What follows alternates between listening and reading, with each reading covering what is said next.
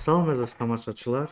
Bugün biz oyunlarımızla, masterclass oyunlarımızla devam edirik. Bu oyun ise 2017-ci il Avropa Çempionatında 8-ci tur çox vacib Rusiya maçına qarşı Daniil Dubov tanınmış Rusiya şahmatçısı Daniil Dubov'a qarşı.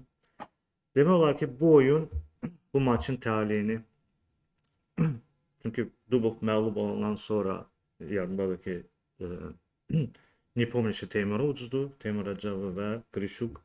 Şəhriyar onu da çox maraqlı bir oyun idi.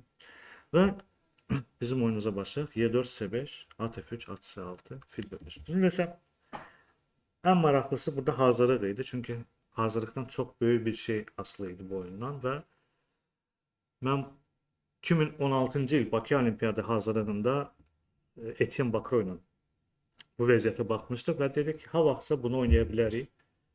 Və çox maraqlı oldu ki, bu ideya 2017-ci ildə lazımlı oldu, çox lazımlı oldu və demək olar ki, çox vacib bir qalibiyyət idi. J6, Rassalimov, qalaqlama fil J7, top Y1. Rassalimov 2017-2018-ci illərdə, sonra Magnus Carlsen, Fabiano Caruana maçı zamanında çox populyardır və indiyənə qədər, indiki zamanına qədər demək olar ki, Rassalimov qara ilə ən populyar debütlərdən biridir. Y4, C5'den sonra. At F6, Y5, at D5, at C3, at C7, fil C6, DS, at Y4. B6. Burada qaralar at Y6 da oynaya bilərlər. Amma çox insan B6 da oynuyor. Çünki B6'dan sonra fil açıqdır. 8'dəki fil. Amma burada at F6 gedişi var. Soruşa bilərsiniz ki, piyada ilə mı sonunda piyada ilə vururuq və burada demək olar ki, ağlarda böyük üstünlük var. Çünki qara fil yoxdur J7-dəki. Fillə vursa eyni YF və yenə də bu qara xanalar çox zəif olur. Ona görə at F6, şah F8, at Y4, fil J4, D3. İndi baxıram 1.33, 34 ilə mən oynayıram bu oyunu, 1.32, 27 ilə Dubov oynayır və fil Y5. Fil Y5 oyundan sonra Dubov mənə demişdi ki, bunu Gelfandla hazırlamışdı və Gelfand da demişdi ki, ona bu vəziyyət qaralarda problem yoxdur. Bəlkə də düz deyir, kompüter indi də 0-0 göstərir, amma çox maraqlı bir vəziyyət baş verir. At Y5. Ağlar vəziri qurban verir. Fil D1, fil H6 şah, şah J8, at C6, fil C2. Tutan soruşa bilərsiniz ki, niyə burada vəzir D7 oynamır? Vəzir D7 oynasında at F6 şah, YF, at Y7, vəzir Y7, top Y7, at D5, top D7 və gördüyümüz kimi qaraların vəziyyəti pat olur. Ona görə fil C2 oynuyor. At D8 vursaq burada, onda top D8. Və demək olar ki, oyunda da belə olur və bu ideya at C5 gedişləndir. At C5, mən vəziri vurmuram. Yenə də çox gözəl bir, maraqlı bir gediş oynayıram. At C5, B C5, at D8, top D8, top Y7, at Y6. Burada yenə də indi baxıram vaxta 1.33 məndə, 1.30-45 Dubovda. Demək olar ki, ikimiz də hazırlıqlı gəldik şey oyuna. Top Y1. Top Y1'in fikri çox asandır. Burada biz top 1, Y6 vurmaq istəyir hardasa. Rəqib fil A4 oynayır. Fili oyuna gətirmək istəyir. Çünki tamam burada fil D3 oynasa. Bu da olardı. Amma rəqibim niyəsə fil A4 oynamalı.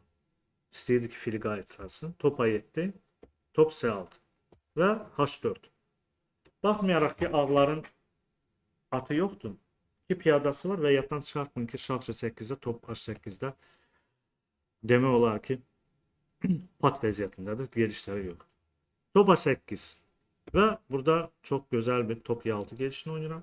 Və çox insan fikirləşir ki, mən burada heç şey oynayıram. Top J7, şah F8, top H7, şah J8, top J7 və heç.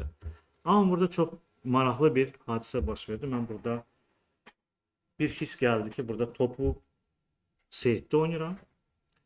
Və doğrudan da belə bir vəziyyət şahmat oyunlarda çox az olur ki, top üstün olan qaralar vəziyyəti demək olar ki, çox pisdir. Çünki burada yenə də material əsas deyil. Əsas şahmatda fiqurlar necə dayanıb, o daha vacibdir. Burada tam şah 8, top h8-də oynamır və top d8 kobud səhv. Amma burada fil d5 oynasaydı ən normal gediş. Burada a4 gedişi var idi.